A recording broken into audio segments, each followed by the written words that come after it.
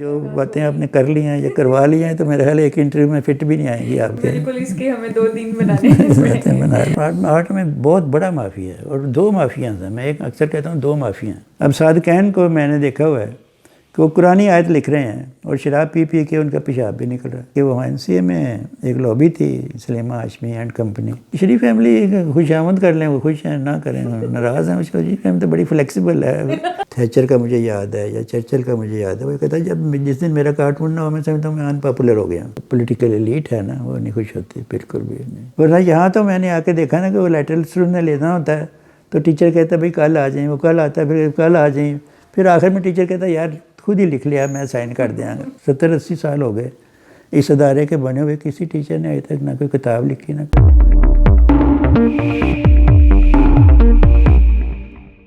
السلام علیکم، میں ہوں زارا مصطفیٰ اور آپ دیکھ رہے ہیں 5W ڈائریز. 5W ڈائریز میں آج ہم آپ کی ملاقات جس کریٹو پرسنالٹی سے کروانے جا رہے ہیں وہ اظہار رائے لفظوں میں نہیں لکیروں سے کرتے ہیں. وہ بیک وقت آرٹسٹ، ایجوکیشنسٹ، جرنلسٹ اور کارٹونسٹ بھی ہیں. ان کے اسلامک آرکیٹیکچرل کنزرویشن پر 300 سے زائد ریسرچ پیپرز پبلش ہو چکے ہیں اور وہ آرٹ سے متعلق 7 کتابیں لکھ چکے ہیں. وہ اظہار کا ایسا طریقہ جانتے ہیں کہ کڑوی اور کسیلی باتوں میں بھی کہکوں کے رنگ بھر دیتے ہیں. جی ہاں، میں بات کر رہی ہوں ڈاکٹر شوکت محمود میکسم صاحب کی. السلام علیکم ڈاکٹر صاحب، کیسے ہیں آپ؟ وعلیکم السلام جی، میں خیریت سے ہوں. اور آپ کیسے ہیں؟ جی الحمدللہ. جڑا آپ کا مشن مشکل لگتا ہے جو آپ نے شروع کر دیا ہے. نہیں بس سر آپ کی بلیسنگ چاہیے. ہم تو ساتھ ہیں، ایک عرصہ ہو گیا میڈیا کے ساتھ ڈیل کرتے ہوئے. تھینک یو سو مچ. سر آپ اتنے پولائٹ اور اتنا آپ کا ٹھہراؤ ہے آپ کے مزاج میں، تو یہ کیا آپ بچپن سے ایسے ہیں یا یہ وقت کے ساتھ ساتھ آپ کی گرومنگ ہوئی، آپ کی ٹریننگ ایسے ہوئی کہ یہ ایک آپ کا اسٹائل بن گیا؟ اللہ کی دین ہے. اور میں ایسے ہی، میں اتنا مذہبی تو نہیں ہوں لیکن میں نے کہیں پڑھا تھا بچپن میں کہ جو صدقہ ہے انسان کو دینا چاہیے. تو صدقے کی بڑی قسمیں ہیں، تو سب سے جو آسان قسم ہے وہ یہ ہے کہ آپ اپنا لہجہ ہلکا رکھیں اور نرم رکھیں. تو یہ اتنا عرصہ ہو گیا میں نے کبھی اپنے PN کو بھی ڈانٹ کے نہیں بلایا، تو بھی نہیں اسے کہا، آپ سے بات کرتا ہوں. میرے خیال میں کو تو ڈانٹتے ہوں گے. نہیں، اسٹوڈنٹ کو بھی کبھی نہیں ڈانٹا، بغیر ڈانٹ کے ہی کام چل جاتا ہے. اچھا بالکل. یہ مطلب بڑی ایک ڈویژن ہوتی ہے نا اسٹوڈنٹ اور ٹیچر کے درمیان، اس کو اگر آپ مینٹین کر لیں تو پھر ضرورت نہیں پڑتی.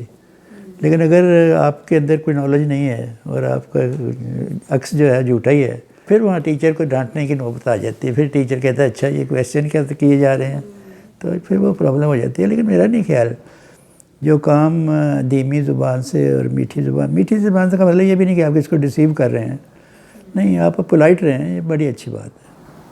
تو آپ کے ارد گرد بچپن میں کیسا ماحول تھا کہ آپ کے پیرنٹس کا بھی ایسا ہی مزاج تھا، یہی لب و لہجہ تھا؟ نہیں، میرے والد تو کافی سخت تھے. ہمارے والدہ تو ہمیشہ ہی نرم ہی ہوتی ہیں، تو وہ تو بڑی مشکل ہے کہ وہ کوئی والدہ سخت ہو. والد کافی سخت تھے لیکن انہوں نے بھی ہماری تربیت ایسی کی کہ بے جا کوئی کام نہیں کرنا، نہ کسی کو ڈانٹنا ہے نہ کسی کو مارنا. یعنی میرے والد صاحب نے مجھے نہیں یاد کہ کبھی مارا ہو، مجھے اپنا نہیں یاد کہ میں نے کسی اپنے بچے کو مارا. تو تھوڑی بچپن کی اپنی میموریز ہمارے ساتھ شیئر کریں. جی بچپن میں کیا کرتے تھے؟ اتنی شرارتی تھے جتنے آپ کی شرارتی کارٹونز ہیں. لوگوں کا تو یہی خیال ہے کہ میرے خاندان میں بھی سب یہی سمجھتے ہیں کہ بڑا شرارتی تھا میں. ہو سکتا ہے میں ایک قسم کے آرٹسٹوں کے شہر میں پیدا ہوا جہاں پرتھوی راج کپور، پھر راج کپور، پھر دلیپ کمار، ایسے لوگ جہاں جو پیدا ہوئے، تو میں بھی اسی شہر پشاور سے وہیں کی پیداوار ہوں. تو اکثر میں کہتا ہوں کہ پشاور اس لحاظ سے بڑا رچ ہے کہ بڑے اس نے نامور لوگ پیدا کیے. دوسرا شہر جو میرے ذہن میں آتا ہے نا وہ گجرانوالہ کا. گجرانوالہ میں بڑی بڑی پرسنالٹیز ہیں. تو بچپن میں نہ کبھی ڈرائنگ کا شوق تھا نہ بھی پینٹنگ کا شوق تھا. والد صاحب مجھے ڈاکٹر بنانا چاہتے تھے یا انجینئر بنانا چاہتے تھے. تو جب پڑھ کے بڑے ہوئے کالج جانے لگے تو اس وقت گورنمنٹ کالج میں پہلے ایک ریٹن ٹیسٹ ہوتا تھا، پھر اس کے بعد انٹرویو. تو ریٹن ٹیسٹ تو ہم نے پاس کر لیا، لیکن جب انٹرویو دینے گئے تو بہت بڑا بورڈ بیٹھا ہوا تھا، کوئی 15-20 پروفیسر. اور گورنمنٹ کالج اس وقت تو ایک دبدبہ ہی اور تھا، وہ بات ہی اور تھی. اب تو وہ چیز نہیں رہی. تو انٹرویو ہوا تو انہوں نے کہا نہیں بیٹا آپ میڈیکل کے لیے نہیں فٹ ہیں، تو آپ آرٹس لے لیں. تو ہم نے مجبوراً آرٹس لے لیے. پھر تو آرٹس پڑھنا شروع کر دیا. اتنی مجبوراً کہ گولڈ میڈل بھی لے لیا آرٹس میں.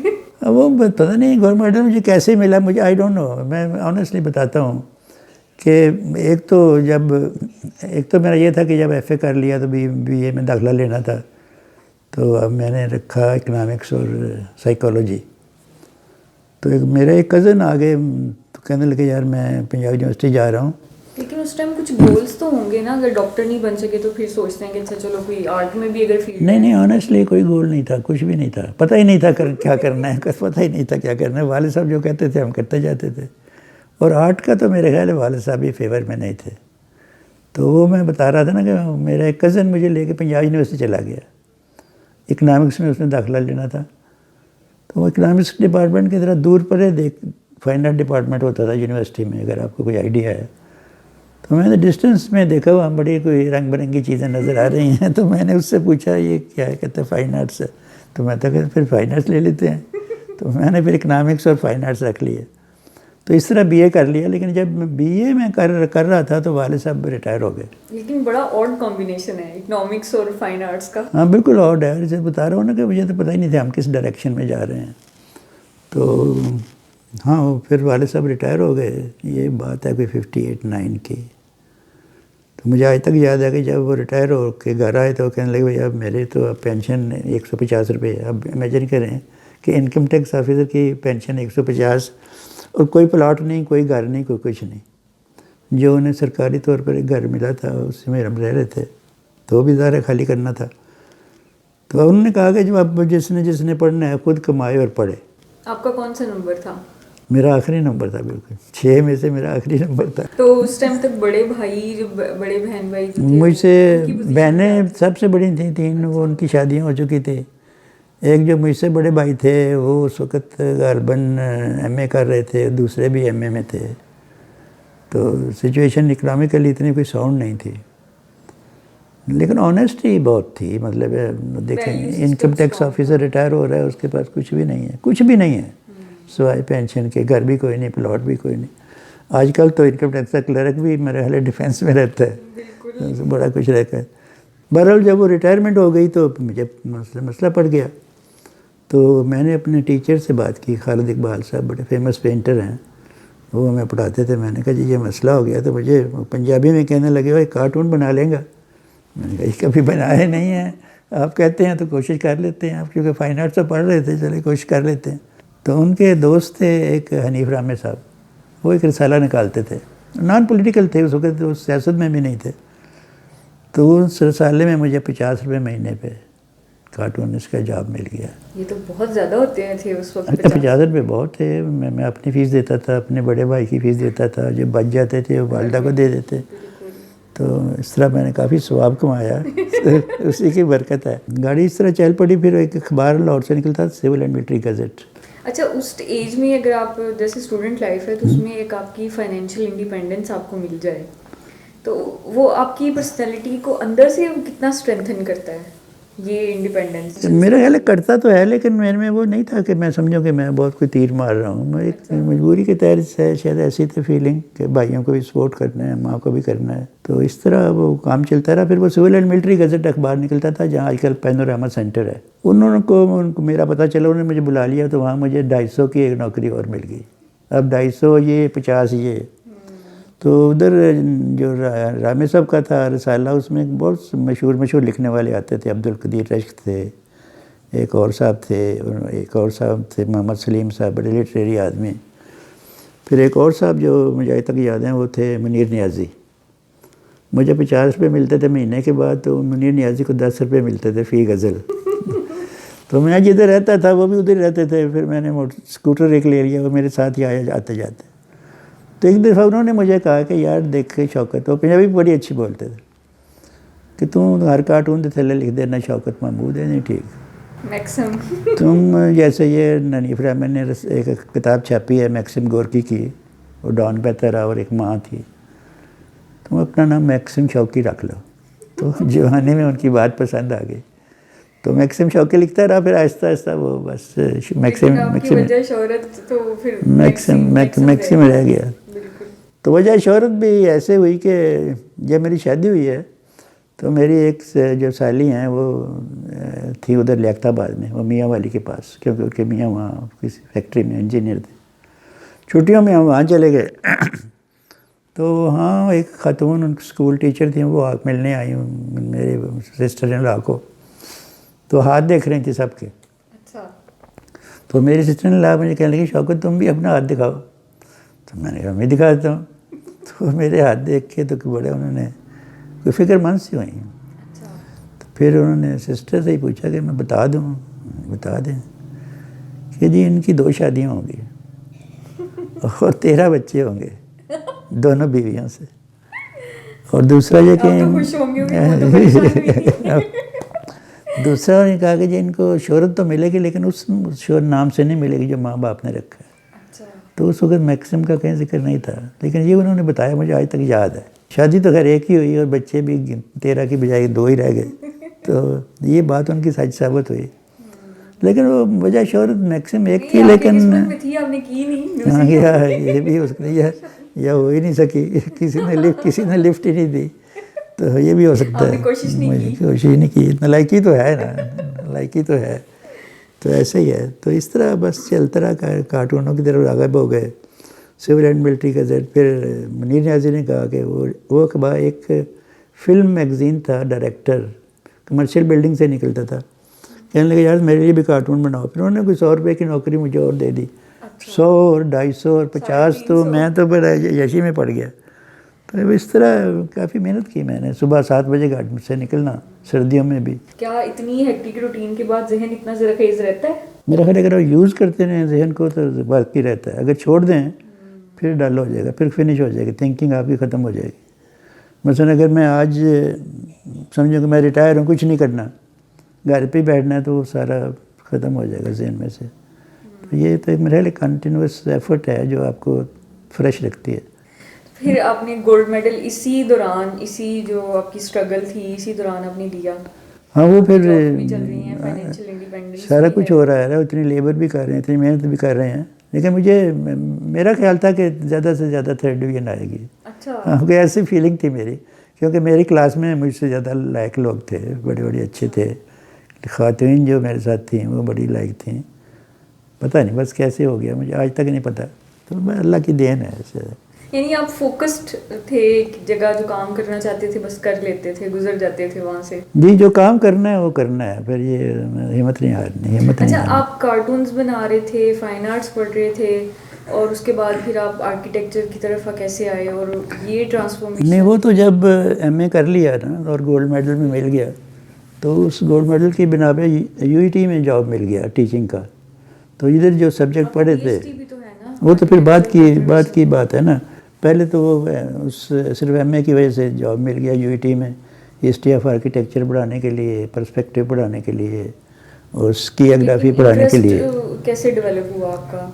اس طرح سے بھی ڈیولپ ہوا کہ نوکری تو کرنی ہے، کیونکہ فائن آرٹس ایک ایسا سبجیکٹ تھا. میں آپ کو آنیسٹلی بتاتا ہوں کہ جب میں پڑھ رہا تھا ایم اے میں تو میں سوچتا تھا کہ اس کے بعد کیا ہوگا، اس پہ تو جاب بھی نہیں ملتا. یہ تو ایسا فضول سا سبجیکٹ ہے، خاص طور پہ لڑکوں کے لیے تو بالکل ہی بیکار ہے.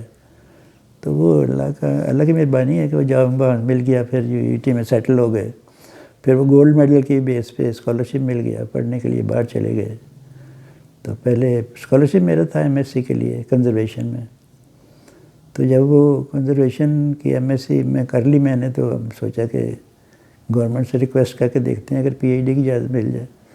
تو میں نے ایک اپلیکیشن لکھی کہ مجھے اجازت دی جائے پی ایچ ڈی کے لیے.